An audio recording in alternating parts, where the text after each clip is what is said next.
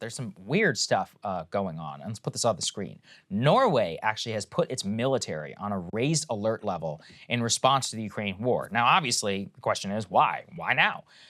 It actually gets back to the Nord Stream pipeline and to increasing worries whenever we are thinking about energy infrastructure across Europe as it continues to get colder. So here's what they said, quote, "This is the most severe security situation in several decades. There are no indications that Russia is expanding its war to other countries, but increased tensions make us more exposed to threats, intelligence operations, and influence campaigns." He continued to emphasize there is no reason to believe that Russia will invade Norway or any other country, quote, "directly, but we must be more vigilant. I don't believe ordinary people will notice any change." The reason why is that A, Norway is currently seeking to bring a new fleet of US submarine hunting patrol aircraft into regular operations in its territory, because people should remember that at the very same day, actually, that the Nord Stream pipeline, whatever happened to it, that Norway actually had inaugurated a new pipeline from the Baltic Sea, which was specifically designed and being sold by European policymakers as the new energy lifeline outside of the Russian influence sphere. The problem, obviously, is that Russians and nobody, military planner on Earth, is stupid and can look at that pipeline and say, that looks like a real nice target for me.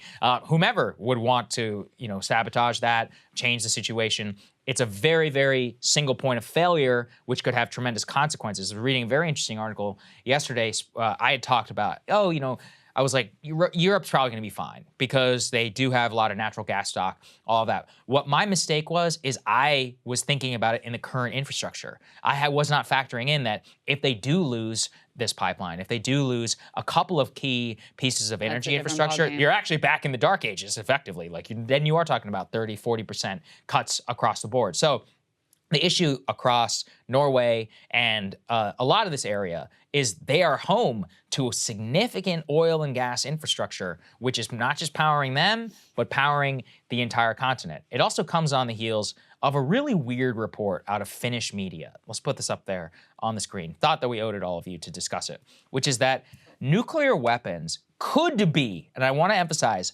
could be positioned in Finland if the country's application to NATO is approved. This is according to a major Finnish newspaper. So remember, Finland and Sweden have submitted applications to join NATO in May after the Russian invasion of Ukraine. However, according to the major Helsinki-based newspaper, which I am not going to try and pronounce, regarding NATO membership, they will possibly, again, before Parliament does not include any opt-outs in the script for nuclear weapons deployed on their territory.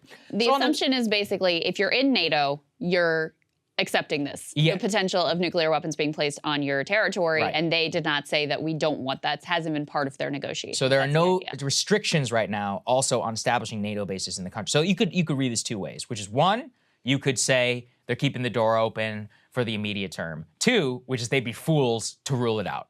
Because, you never know what's going to happen. You may want to be in a situation. Anyway, it caused a little bit of a stir in Finland, because they have debates over there too. People shouldn't forget, it wasn't really until Ukraine that a lot of Finns did not want to be in NATO. They were like, no, we don't see any point. No, what's the point of antagonizing Russia? But then after that, they were like, okay, screw it. Part of why, by the way, the Russian invasion was such a strategic disaster. Right. To turn effectively neutral populations who have literally fought wars against you and said, no, we're out. We don't want even to have the chance of this. The point is that a lot of eyes right now on US nukes deployed across Europe. Nobody exactly knows where they all are. We know that we've got some in Belgium and Germany and Italy and the Netherlands and in Turkey.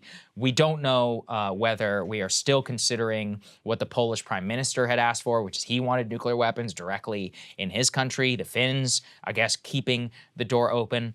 All of this just points to it's still a precarious security situation. We may not be talking about missiles raining down on Kyiv, although, low-grade attacks on their critical energy infrastructure continues every single day in the war. So just because it isn't that major missile rain down thing that we saw a couple of days ago doesn't mean that the war isn't continuing and that the people in the region are not preparing for a possible escalation in the event of some, insane event. So look, nobody thought Nord Stream was going to happen, and then that happened. So we have no idea what the next move could be. Well, and whoever is behind the Nord Stream sabotage, Putin used it to say, oh, we see that it's okay now. You've set the precedent. Because they're, of course, blaming, the U.S. and NATO. Maybe they're right, maybe they're not. But they're using it to say, oh, you've set the precedent that we can strike critical infrastructure, and we've seen what they've been doing on the ground in Ukraine. So that's part of the nervousness here. There was one other piece of news that I noted this morning that I wanted to make sure to bring to you guys, which is that Putin is now officially saying that the partial mobilization of citizens to fight in their war against Ukraine has ended. Obviously, that provoked, huge backlash domestically, and really, in a sense, it was a very psychological turning point for the Russian population, because up to that point, all of the efforts had been to insulate most of the Russian population from what was happening in Ukraine, to have basically business as usual, go about their day, don't worry about what we're doing over here. And this was really a ripping of the Band-Aid off of that trajectory. It was just no longer feasible if they were going to continue to have any kind of a shot in this war ultimately, that some hundreds of thousands, we don't really know, of military-age men fled the country to avoid this draft mobilization.